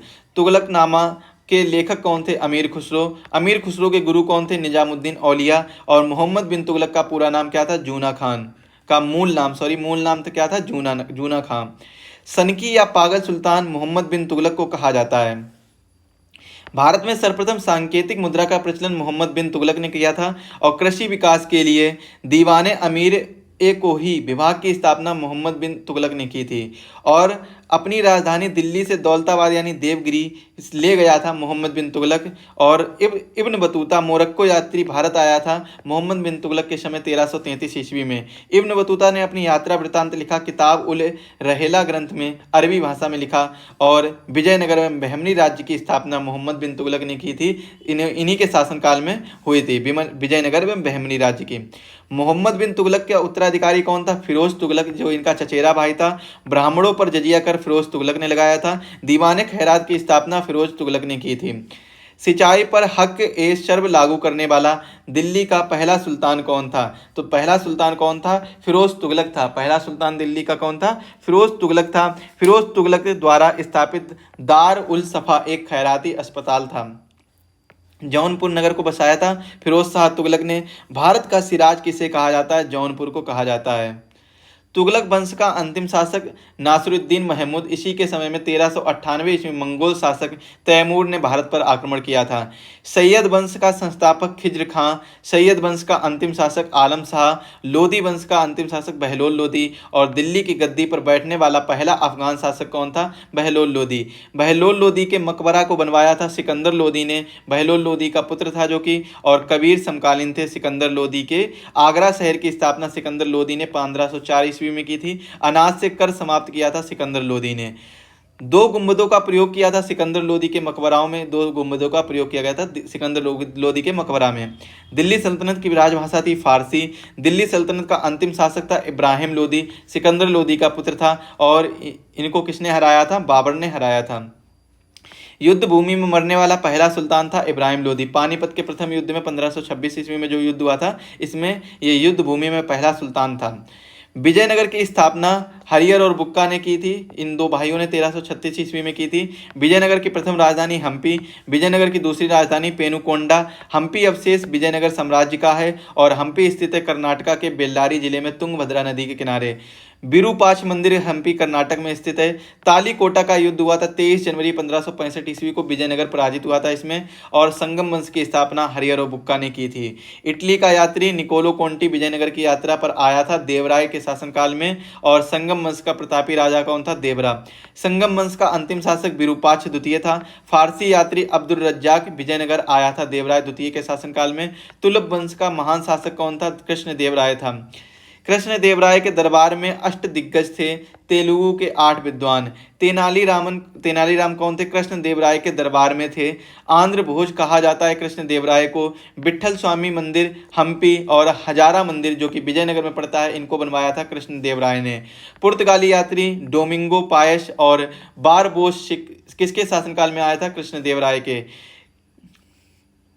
कृष्ण देवराय ने गोलकुंडा का युद्ध लड़ा था कुली कुतुब शाह के साथ और इसमें पराजित हुए थे ये। गोलकुंडा हैदराबाद तेलंगाना किला को बनवाया था काकतीय राजवंश ने 13वीं सदी में, और हैदराबाद स्थित है चार मीनार को बनवाया था कुली कुतुब शाह ने 1591 ईस्वी में। गोलकुंडा की संधि हुई थी 1663 ईस्वी में। पुर्तगाली नुनिज आया था अच्युत राय के समय में। तुलुप वंश का अंतिम शासक सदाशिव है, और बहमनी राज की स्थापना 1347 ईस्वी में हंस गंगू अलाउद्दीन हसन बहमन शाह ने की थी। अलाउद्दीन हसन बहमन शाह या हंस गंगू ने की थी। बहमनी साम्राज्य की राजधानी गुलबर्ग, और बहमनी वंश का अंतिम शासक कलीमुल्लाह था। कश्मीर का अकबर कहा जाता है जैन उल आबदीन को, और राजतरंगिणी का फारसी में अनुवाद कराया था जैन उल आबदीन ने।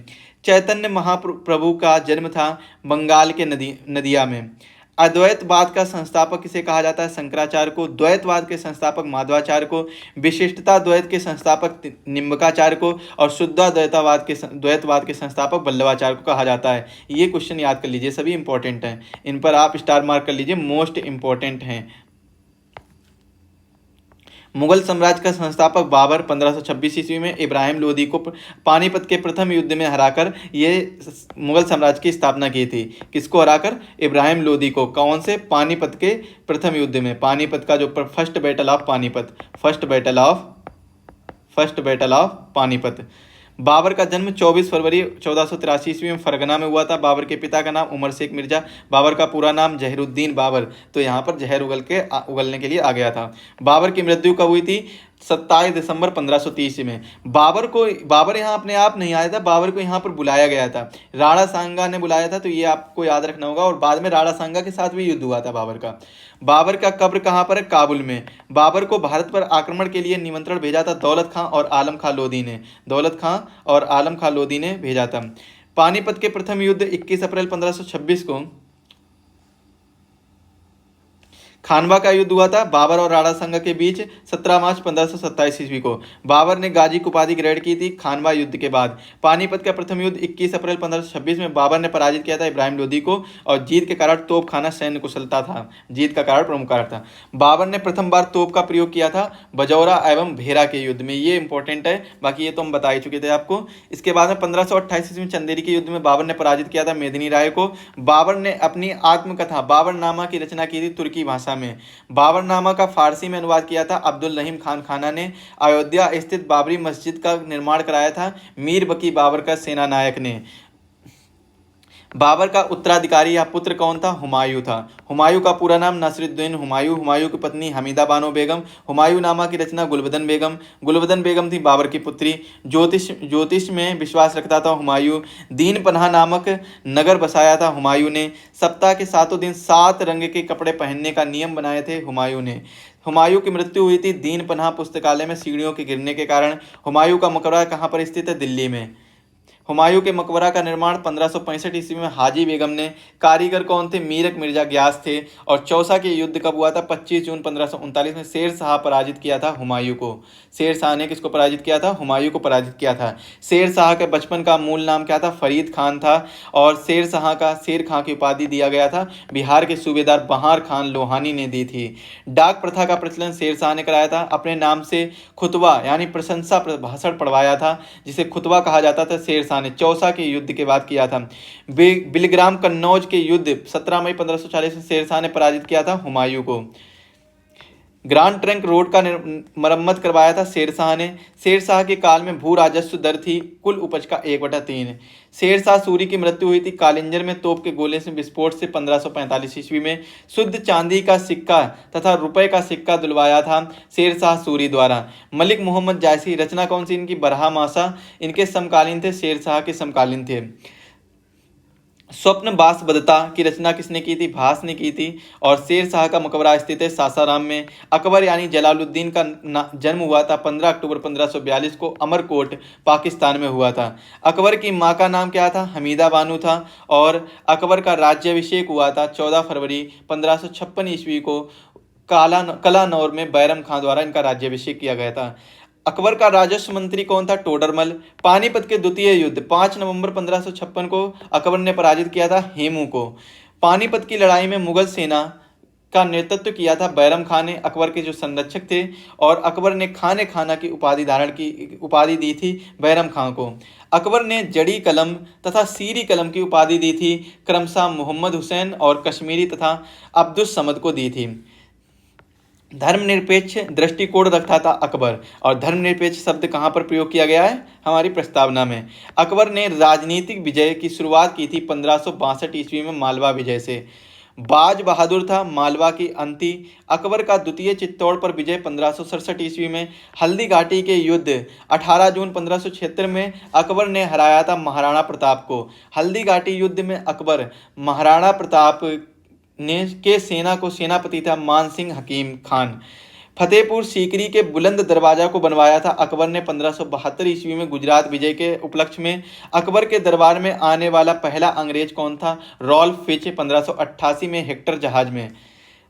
मानस बदारी प्रथा लागू की थी अकबर ने। इबादत खाना स्थापित किया था अकबर ने। जाप्त प्रणाली अकबर ने। अकबर का राजकवि कौन था? फैजी। आईने अकबरी अबुल फजल और तुलसीदास समकालीन थे अकबर के। मीराबाई समकालीन थी तुलसीदास के। और मीराबाई का जन्म हुआ था 1499 ईस्वी में मेड़ता राजस्थान के कदुकी ग्राम में। मीराबाई के गुरु कौन थे? रैदास और संत रविदास। पंचमहल को बनवाया था अकबर ने। नवरत्न विद्वान कवि संबंधित थे किससे? अकबर से। दीन इलाही या तौहीद इलाही धर्म की अकबर ने शुरू किया था 1582 ईस्वी में। 1582 ईस्वी में दीन इलाही के पुरोहित अबुल फजल। अकबरनामा की रचना अबुल फजल ने। अबुल फजल की हत्या की गई थी वीर सिंह बुंदेला ने। शेख सलीम चिश्ती की समकालीन किसके थे? अकबर के। और अकबर की मृत्यु 1605 में अतिसार रोग से हुई थी। अकबर का मकबरा सिकंदरा आगरा में स्थित है। अकबर का मकबरा बनवाया था जहांगीर ने। और आपको ये चीज़ याद रखनी होगी, अकबर ने जो लाल किला बनवाया था, आगरा का लाल किला बनवाया था, तो ये यूनेस्को वर्ल्ड हेरिटेज साइट्स में आता है। तानसेन, इनका मूल नाम रामतनु पांडे प्रसिद्ध संगीतकार थे अकबर के दरबार में, जिन्हें तन्ना मिश्र भी कहते हैं। तानसेन का मकबरा स्थित है ग्वालियर में। और अगला क्वेश्चन है, तानसेन के प्रारंभिक गुरु थे मोहम्मद गौस। कौन थे? मोहम्मद गौस। फैजी तथा बीरबल थे अकबर के दरबार में। बीरबल के बचपन का नाम महेश दास। और दास प्रथा का अंत 1562 ईस्वी में हुआ था। तीर्थकर को समाप्त किया गया था 1563 ईस्वी में अकबर ने किया था। जजिया कर को समाप्त 1564 ईस्वी में। दास प्रथा का अंत 1562, तीर्थकर 1563, जजिया कर 1564 और मजहर की घोषणा 1579 ईस्वी में अकबर ने की थी। तो ये आपको सभी क्वेश्चन आपको याद रखने होंगे, बहुत इंपॉर्टेंट है। ये आपको बहुत ज़्यादा याद रखने होंगे, मोस्ट इंपॉर्टेंट क्वेश्चन है, यहाँ से पूछा जाता है। जहांगीर अकबर का पुत्र था। इनका जन्म 1569 ईस्वी में हुआ था। जहांगीर के बचपन का नाम क्या था? सलीम। सलीम के शिक्षक थे अब्दुल रहीम खान खाना। जहांगीर की पत्नी थी नूरजहां मेहरुन्निसा। नूरजहां का प्रथम विवाह अली कुली बेग से हुआ था। और नूरजहां के पिता थे मिर्जा गयास बेग। गुलाब से इत्र निकालने की विधि खोजी थी अशमत बेगम ने, नूरजहां की माँ थी। और न्याय की जंजीर स्थापित किया था जहांगीर ने। न्याय की जंजीर किसने स्थापित की थी? जहांगीर ने स्थापित की थी। चित्तौड़ की संधि जहांगीर के समय में 1615 ईस्वी में। दू अशपा तथा सी अस्पा प्रथा जहांगीर ने। जहांगीर का मकबरा सहदरा लाहौर में है। जहांगीर का मकबरा बनवाया था नूरजहां ने। तंबाकू पर प्रतिबंध लगाया था जहांगीर ने। भक्त तुकाराम समकालीन थे जहांगीर के। और उस्ताद मंसूर तथा अबुल हिस्न चित्रकार थे जहांगीर के समय में। चित्रकला का स्वर्ण काल भी इसे कहा जाता है जहांगीर के समय को। पक्षियों का सबसे बड़ा चित्रकार उस्ताद मंसूर। और जहांगीर के दरबार में आने वाले प्रथम अंग्रेज विलियम हॉकिंस 1608 ईस्वी में आए थे। जहांगीर ने खान की उपाधि हॉकिंस को दी थी। थॉमस रो या फिर कह सकते हैं भारत आया था 1615 ईस्वी में। थॉमस रो जहांगीर के दरबार में आया था 1616 ईस्वी में, जबकि भारत 1615 में आ गया था। जहांगीर के पुत्र का नाम क्या था? शाहजहां जहांगीर के पुत्र का नाम था। शाहजहां बचपन का नाम खुर्रम का। जन्म 5 जनवरी 1592 को लाहौर में हुआ था और शाहजहां की माता का नाम जगत गोसाई था। मुमताज महल असली नाम अर्जुमंदू बानो बेगम था। इनके शाहजहां की पत्नी थी। आना का सिक्का चलाया था शाहजहां ने। ताजमहल का निर्माण करवाया था शाहजहां ने। मुमताज महल की स्मृति में उसकी कब्र पर निर्माण करवाया था। ताजमहल का निर्माण हुआ था 1632 से 1652 ईस्वी में। ताजमहल का निर्माण करने वाला मुख्य स्थापत्य कलाकार उस्ताद अहमद लाहौरी। ताजमहल मकबरे की योजना तैयार की थी उस्ताद ईसा खान ने, जो पर्सिया के थे। उपनिषदों का फारसी अनुवाद सिर्रे अकबर महान रहस्य नामक नाम से करवाया था दारा शिको, जहां शाहजहां का पुत्र था। स्थापत्य कला का स्वर्ण युग कहा जाता है शाहजहां के शासनकाल को। और चित्रकला का स्वर्ण युग किसे कहा जाता है? जहांगीर के शासनकाल को। स्थापत्य कला का स्वर्ण युग कहा जाता है शासनकाल को, क्योंकि शाहजहां ने काफ़ी, जैसे आगरा का ताजमहल हो गया और दिल्ली का प्रसिद्ध लाल किला रेड फोर्ट, इनके रेड फोर्ट कॉम्प्लेक्स है, ये भी वर्ल्ड हेरिटेज साइट है। आगरा का जो ताजमहल है वो 7 वंडर ऑफ द वर्ल्ड में भी शामिल है और यूनेस्को वर्ल्ड हेरिटेज साइट में भी शामिल है, जो कि आपको ये चीज़ें इनके शासनकाल में देखने को मिली थी। इसीलिए इनके शासनकाल को स्थापत्य कला का स्वर्ण युग कहा जाता है। दिल्ली के लाल किला, दिल्ली के जामा मस्जिद, आगरा के किले, मोती मस्जिद, मयूर सिंहासन को बनवाया था किसने? शाहजहां ने। दिल्ली के लाल किला में मोती मस्जिद का निर्माण करवाया था औरंगजेब ने। आगरा के जामा मस्जिद का निर्माण करवाया था जहां आरा बेगम शाहजहां की पुत्री ने। मयूर सिंहासन को बनाने वाला मुख्य कलाकार बेबादल खां बनवाया था शाहजहां ने। मयूर सिंहासन में लगा कोहिनूर हीरा शाहजहां को उपहार में दिया था मीर जुमला ने। मयूर सिंहासन तख्ते ताउस पर बैठने वाला अंतिम शासक कौन था? मोहम्मद शाह था। शाहजहां के पुत्री औरंगजेब का जन्म हुआ था 3 नवंबर 1618 को उज्जैन के दोहद में। जिंदा पीर कहा जाता था औरंगजेब को। शाहजहां के पुत्र औरंगजेब का जन्म कब हुआ था? 3 नवंबर 1618 को। और इनको ही क्या कहा जाता था? जिंदा पीर कहा जाता था, क्योंकि इन्होंने अपने पिता शाहजहां को जेल में कैद करके रखा था। औरंगजेब ने बीजापुर विजय की थी 1686 ईस्वी में। औरंगजेब ने दफनाया था दौलताबाद, औरंगजेब को दफनाया गया था दौलताबाद में। मुगल वंश का शासक जिसको 2 बार 1658 1659 का राज्याभिषेक हुआ औरंगजेब का। बीबी का मकबरा औरंगजेब की पहली पत्नी राबिया उद दौरानी का मकबरा है। और द्वितीय ताजमहल कहलाता है बीबी का मकबरा, औरंगाबाद महाराष्ट्र में है। औरंगजेब का जिहाद का अर्थ है दारुल इस्लामी। नौरोज त्योहार मनाने पर रोक लगाई थी औरंगजेब ने। जजिया कर को पुनः लगाया था औरंगजेब ने। हटाया किसने था? अकबर ने। संत रामदास समकालीन थे औरंगजेब के। मुगल साम्राज्य का अंतिम शासक बहादुर शाह जफर द्वितीय था। बहादुर शाह जफर की मृत्यु 1862 में रंगून, जो कि म्यांमार में पड़ता है, एक जेल है, रंगून जेल में हुई थी। क्योंकि 1857 की क्रांति के बाद में इनको रंगून जेल में भेज दिया गया था। ब्रिटिशों ने रंगून जेल में भेजा था, जो कि म्यांमार बर्मा में पड़ता है। उस समय बर्मा, आज के समय में म्यांमार में पड़ता है। मुगल काल में मंत्री परिषद तथा जिला जनपद कहलाता था क्रमशः विजारत तथा सरकार। मुगल काल में सरकारी भूमि तथा सिक्का कहलाता था क्रमशः खालसा तथा संसव। मुगल काल में तांबे का सिक्का कहलाता था दाम, जो रुपए के 40वें भाग के बराबर था। मुगल काल के राजकीय भाषा थी फारसी। और बाबुल का मक्का कहा गया था, सूरत को कहा गया था साहब ए खबर कहलाया बहादुर शाह प्रथम। लंपट मूर्ख कहा गया जहांदार शाह को। मुगल वंश का घृणित कायर कौन था? फारूक सियार। रंगीला बादशाह कहलाता था मोहम्मद शाह नादिर शाह फारस ने दिल्ली पर आक्रमण किया था 1739 में, मोहम्मद शाह के समय में ही। और ईरान का नेपोलियन कहा गया नादिर शाह को। तख्ते ताउस को ईरान ले गया नादिर शाह। मराठा साम्राज्य का संस्थापक शिवाजी का जन्म हुआ था 1627 ईस्वी में शिवनेर दुर्ग में। शिवाजी के पिता का नाम शहाजी भोसले और शिवाजी के माता का नाम जीजाबाई। और शिवाजी के संरक्षक या गुरु कौन थे? दादा कोंडदेव। शिवाजी के आध्यात्मिक गुरु रामदास। शिवाजी ने राज्याभिषेक कराया 1674 में काशी के विद्वान गंगा भट्ट से रायगढ़ किले में। शिवाजी ने छत्रपति की उपाधि धारण की थी 1674 में रायगढ़ में राज्याभिषेक के बाद में। और शिवाजी की पैदल सेना का नाम तथा भूमि कर प्रणाली थी पाइक और रैयतवाड़ी। पैदल सेना का क्या नाम था? पाइक और रैयतवाड़ी। एक तरीके से पाइका विद्रोह भी जब हुआ था तो उस तरीके से इसी से संबंधित लगभग है। शिवाजी का मंत्री परिषद था अष्टप्रधान। अष्टप्रधान का सर्वोच्च पद था पेशवा। और चौथ चर जो कि सरदेशमुखी था, एक कर था, सरदेशमुखी था। पुरंदर की संधि 22 जून 1665 को हुई थी, शिवाजी और महाराज जयसिंह के बीच में हुई थी। पुरंदर की संधि शिवाजी महाराज और जयसिंह के बीच में हुई थी। शिवाजी का अंतिम आक्रमण कर्नाटक पर हुआ था। शिवाजी को औरंगजेब ने कैद किया था। शिवाजी को औरंगजेब ने कब कैद कर लिया था? 1666 ईस्वी में आगरा के जयपुर भवन में किया था। शिवाजी की मृत्यु 3 अप्रैल 1680 ईस्वी को हुई थी। और शिवाजी के उत्तराधिकारी कौन थे? संभाजी। संभाजी की मृत्यु 11 मार्च 1689 ईस्वी में। और दिल्ली पर आक्रमण करने वाला प्रथम पेशवा बालाजी विश्वनाथ 1719 ईस्वी में। 1728 ईस्वी में पालखेड़ा के युद्ध में बाजीराव प्रथम ने पराजित किया था निजाम उल मुल्क को। शिवाजी की गुरिल्ला युद्ध प्रणाली को अपनाया था बाजीराव प्रथम लड़ाकू पेशवा ने। और नाना साहेब के नाम से जाना जाता है बालाजी बाजीराव को। पानीपत का तीसरा युद्ध कब हुआ था? 14 जनवरी 1761 को बालाजी बाजीराव के शासनकाल में। और पानीपत के तीसरे युद्ध में अहमद शाह अब्दाली ने पराजित किया था मराठों को। सहायक संधि स्वीकार करने वाला प्रथम मराठा सरदार बाजीराव द्वितीय अंतिम पेशवा था। और प्रथम आंग्ल मराठा युद्ध 1775 से 1782 ईस्वी में समाप्त हुआ था। सालवाई की संधि द्वारा समाप्त हुआ था। सालवाई की संधि 17 मई 1782 को अंग्रेज और महादजी सिंधी के बीच हुई थी। द्वितीय आंग्ल मराठा युद्ध कब हुआ था? 1803 से 1805 में। तृतीय आंग्ल मराठा युद्ध 1817 से 1819।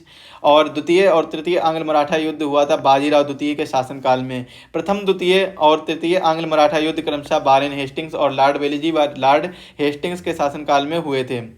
जयपुर शहर की स्थापना सवाई जयसिंह ने की थी। राजा सवाई जयसिंह ने जंतर मंतर खगोलीय वेधशालाओं का निर्माण करवाया था दिल्ली, उज्जैन, जयपुर, बनारस तथा मथुरा में। इन जगह पर कराया था। और जयपुर सिटी जो राजा सवाई जयसिंह द्वारा कराई गई थी, तो ये जयपुर सिटी भी वर्ल्ड हेरिटेज साइट है। और जयपुर में जो जंतर मंतर का स्थापना कराई थी, तो ये भी वर्ल्ड हेरिटेज साइट के अंतर्गत आता है। तो यहाँ से क्वेश्चन भी पूछ लिए जाते हैं। इसके बाद में अब हम मॉडर्न हिस्ट्री को देखेंगे। ऐसा करते हैं, यहाँ पर हमने 389 एंशिएंट हिस्ट्री में 389 और 318 क्वेश्चन कर लिए हैं मीडिएवल हिस्ट्री में। तो मीडिएवल हिस्ट्री में 318 क्वेश्चन कर लिए हैं। तो ये लगभग आपके कितने क्वेश्चन हो गए हैं? तो आपके लगभग 700 प्लस क्वेश्चन हो गए हैं। 700 प्लस क्वेश्चन हो गए हैं। बाकी हम क्वेश्चन आधुनिक भारत में लगभग बचे हुए क्वेश्चन जो भी हैं आधुनिक भारत में हम करेंगे। कहाँ पर करेंगे? आधुनिक भारत में करेंगे, मॉडर्न हिस्ट्री में करेंगे। तो इसको हम अगले सेशन में रखते हैं, क्योंकि काफ़ी वीडियो लंबा हो जाएगा। तो इसको हम अगले सेशन में रखेंगे, जहाँ पर पहले हम आधुनिक भारत के क्वेश्चन को डिस्कस करेंगे। और आधुनिक भारत के क्वेश्चन को डिस्कस करने के बाद में हम किसके बारे में डिस्कस करेंगे? आधुनिक भारत के डिस्कस करने के बाद में पार्ट 2 यानी आईएफएस के बारे में डिस्कस करेंगे, जो बहुत इंपॉर्टेंट है। यहाँ से क्वेश्चन पूछे जाएंगे। आज के वीडियो के लिए बस इतना ही रखते हैं। मिलते हैं अगले वीडियो में, तब तक के लिए सभी को धन्यवाद। अगर आपको वीडियो में दिया गया कंटेंट, दिए गए क्वेश्चन अच्छे लगे हों तो वीडियो को एक बार लाइक जरूर कर दीजिएगा, अपने सभी दोस्तों के साथ शेयर कर दीजिएगा। जो भी साथी चैनल पर नए हो, चैनल को सब्सक्राइब कर लीजिए, बेल आइकन को प्रेस करिए, जिससे वीडियो की लेटेस्ट अपडेट मिलती रहे। बाकी यूपीपीएससी आरओ की क्लासेस आपको यूट्यूब पर भी लगातार मिल रही हैं, तो वहाँ से भी आप देखिएगा जरूर। और यहाँ से आप नोट्स भी बना सकते हैं। बाकी हमारे बैच भी आप ले सकते हैं, यूपीपीएससी आरओ के बैच भी ले सकते हैं और यूपी जीके का बैच भी ले सकते हैं। इसमें कुछ छूट पाने के लिए आप हमें कांटेक्ट कर सकते हैं। हमारे व्हाट्सएप नंबर 9643622801, या फिर इस पर ना करके आप एक काम करिए, इस पर करिए कांटेक्ट। किस पर करिएगा? 7905407400 पर कांटेक्ट करिएगा। यहाँ से आपको कुछ ऑफर प्रोवाइड करा दिया जाएगा, कोई कूपन कोड प्रोवाइड करा दिया जाएगा, जिससे आपको 449 रुपये से भी कम कोर्स पड़ जाएगा। मिलते हैं अगले वीडियो में, तब तक के लिए आप सभी को धन्यवाद। सभी लोग स्वस्थ रहें, मस्त रहें। अगले वीडियो में हम मॉडर्न हिस्ट्री यानी आधुनिक भारत के बारे में चर्चा करेंगे। मिलते हैं अगले वीडियो में, तब तक के लिए सभी को धन्यवाद।